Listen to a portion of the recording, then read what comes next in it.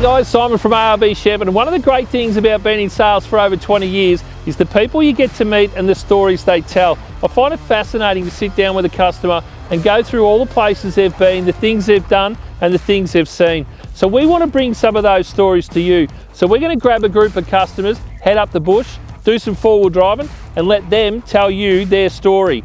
So sit back, relax, stay tuned while we bring you ARB Shepparton's four-wheel driving with friends.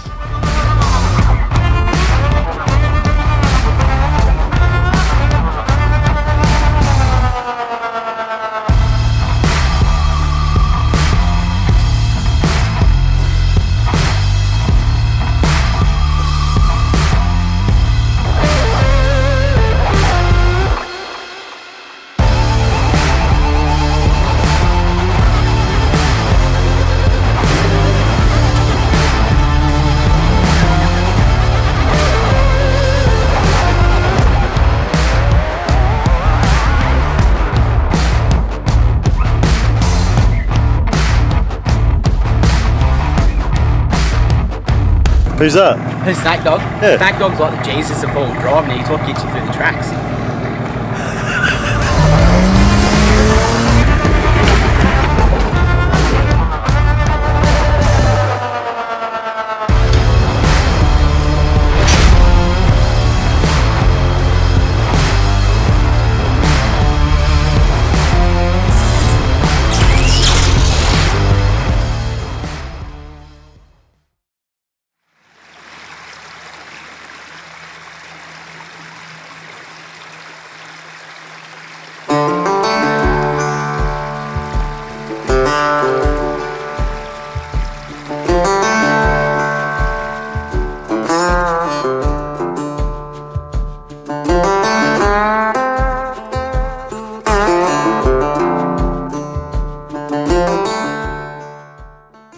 Hey guys, Simon from ARB Shepparton. Welcome to another episode of ARB Shepparton's four-wheel driving with friends. Today we've got a customer that not only uses the four-wheel drive to get away, but loves to get out with the camper van and loves his fly fishing as well. Welcome to the show, Lee. How are you, mate? Good, thanks for having me, Simon. No worries. Lee, tell us a little bit about yourself. So I'm a Euroa guy, born and bred there. Went to school there, primary school and high school through to year 10 and started an apprenticeship then. So you finished school in Euroa and then what did you do? So I got offered an apprenticeship with a local building company.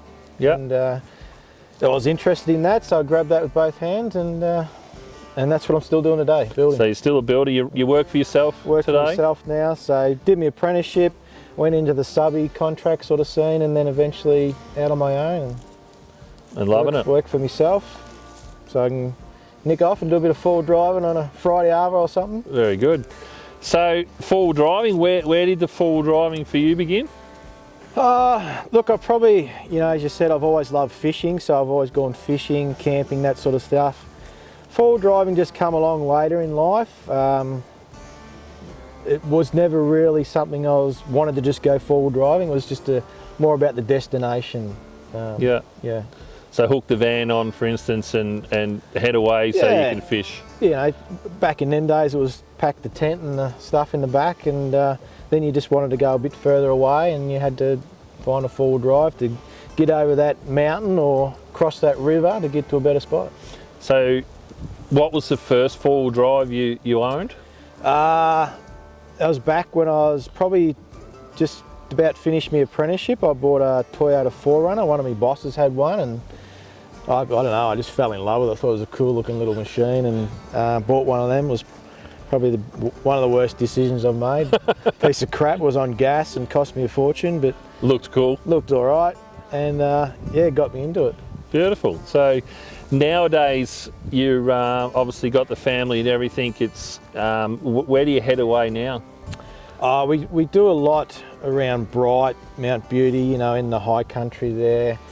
For me, I'll go anywhere where there's a mountain stream. So if I can find a wiki camps and find a campsite on a stream somewhere, I'm heading there. And my wife and kids are happy to go bush, and she'll sit down and read a book and just enjoy the sunsets and the sunrises, and I'll head off fishing. And yeah, cool. So Obviously the fishing is a big part of your life. Tell us a little bit about your fishing and where that started and what you actually do now.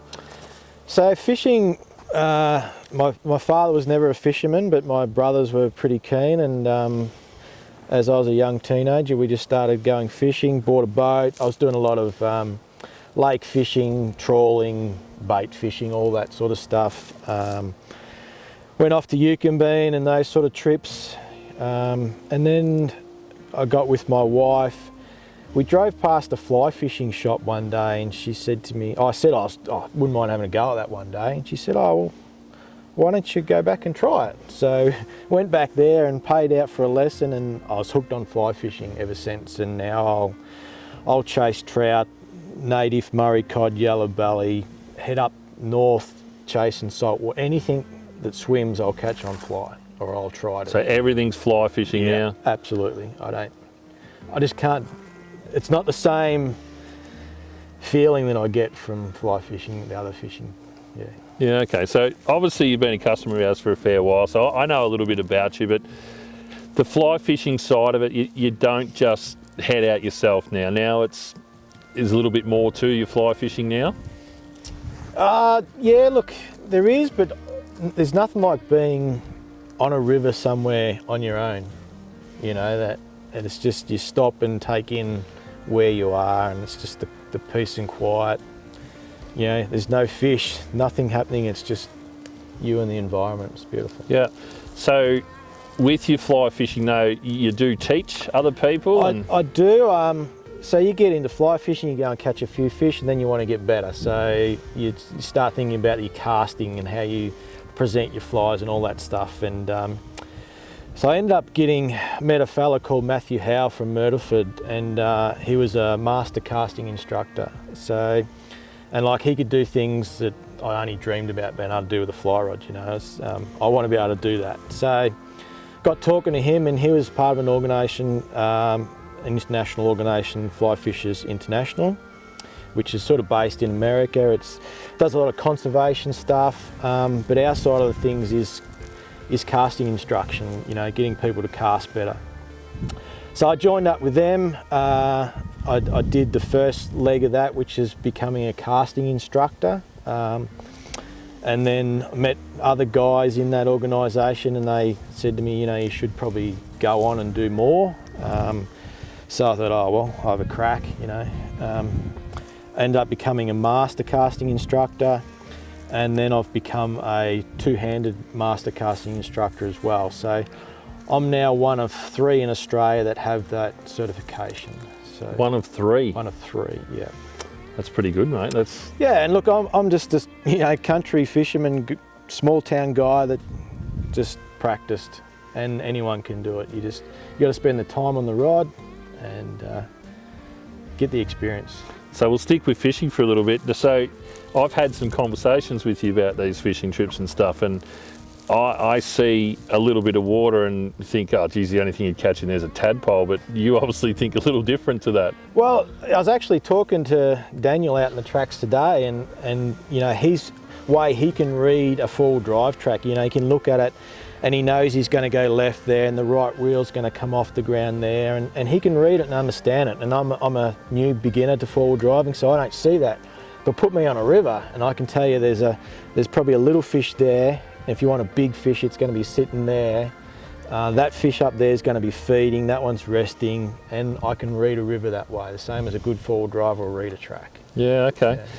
All right, so you love your fly fishing obviously, so let's skip back to a little bit about your four-wheel driving. So you went from your dynamite surf that you had, so fantastic. Where did you go from there? I went back to a tradies ute for a while, and the next four-wheel drive I bought was a 120 Prado, and I absolutely loved that thing. We did some good trips in that, family trips. We went to Fraser Island, so me, my wife and the 2 girls, and all the camping gear in it for a week, and absolutely loved it. We used to call it Denny, so after Man from Snowy River, the mountain horse there, and you know, going up some of the tracks we used to go up, I used to be getting in, get up Denny, get up, you know. It was a great Great four-wheel drive. Just lacked that bit of power for towing a big caravan. We had a bigger caravan then that we used to do a lot of trips in. But as you know, I've since changed to a T-van camper van, which is one of the best things I've ever bought. So gone away from the caravan into a smaller unit? Yeah. So the big caravan was great to go to the parks, you know, but it's nearly 3.1 high, you know, you're not going to take that, even though it was built for off-road, you're not going to take that off-road. Yeah. So now I've got a T-van, and we can go to the most luxurious camping park. We can set up next to the big five-wheelers and camp in there. Yeah. Or we can go up the high country, we can go Simpson Desert, we can go wherever we want. Yeah, wherever you want to chase those fish. Comfortable. Yeah. Beautiful. So four-wheel drives now. So you went from the Prado, you went to this. Yeah, I went to the Ranger mainly for some power. As I said, we had the bigger van, and then we sold the van and got something smaller. But yeah, pretty happy with the Ranger. It's a good vehicle. It's a pretty decent build on this one too. We put a bit of fruit on it. We did. We did a bit of work on the Prado. It's probably when I first met you guys, and we did a bit of work on that.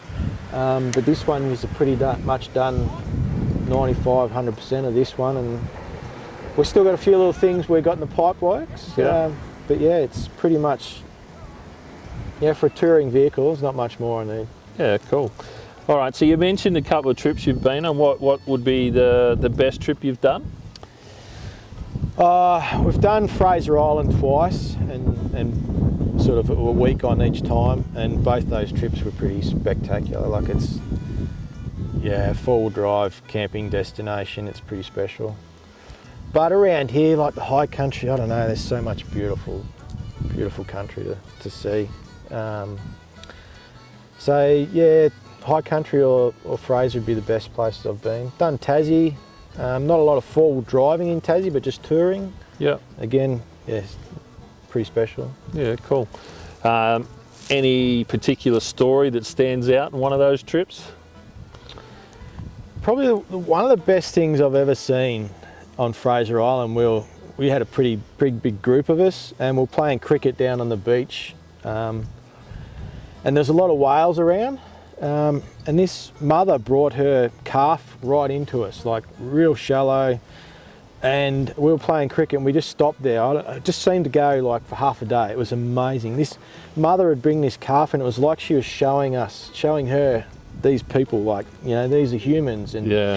And the calf would swim away, and the big mother would just slap a big fin on the water, and the calf would come back, you know? Yeah, okay. And the little calf would swim off again, and Mum would slap it down again. And it was just, you had to be there. We had to be on the beach at that particular time, and it was just, that was something pretty special. It's pretty spectacular country we live in, isn't it, really?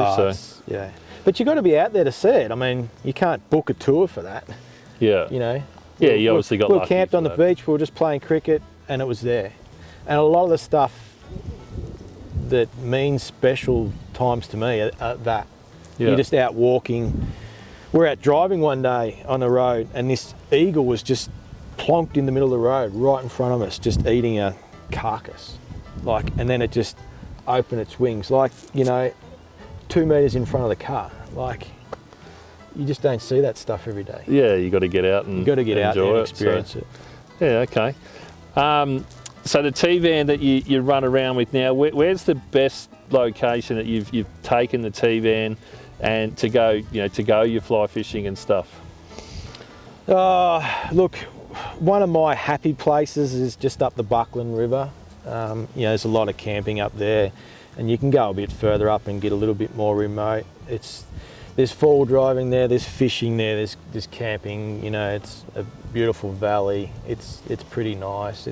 I call that my happy place. That's your happy place? That's my happy place. So if I could go there every weekend, I would, but I try now to go somewhere different nearly every time. I could go back there every time, but I just pick a spot. We're going to go here, go and have a look and awesome. See what's about. Cool.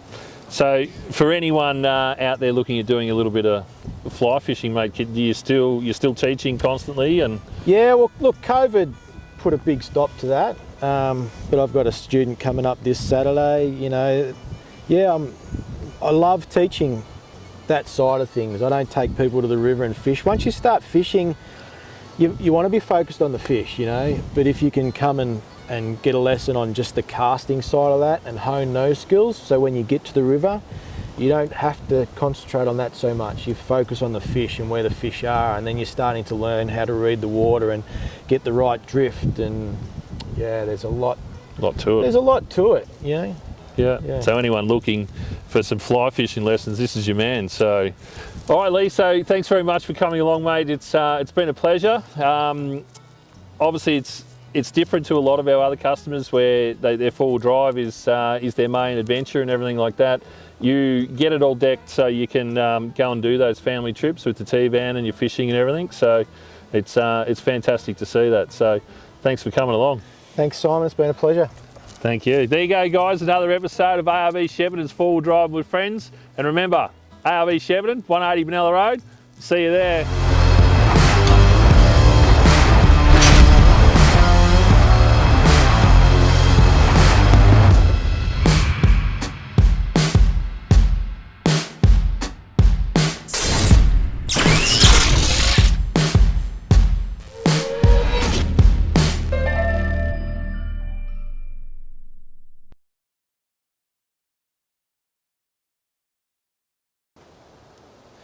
You didn't ask me if I like you or anything like that. Well, you don't have to like me. You're out here, so I figure you're half like me. So you got to get all that good ARB gear. But you don't have to have it. Benalla Road somewhere in Shep, I think they are. Be there. This fucking couldn't.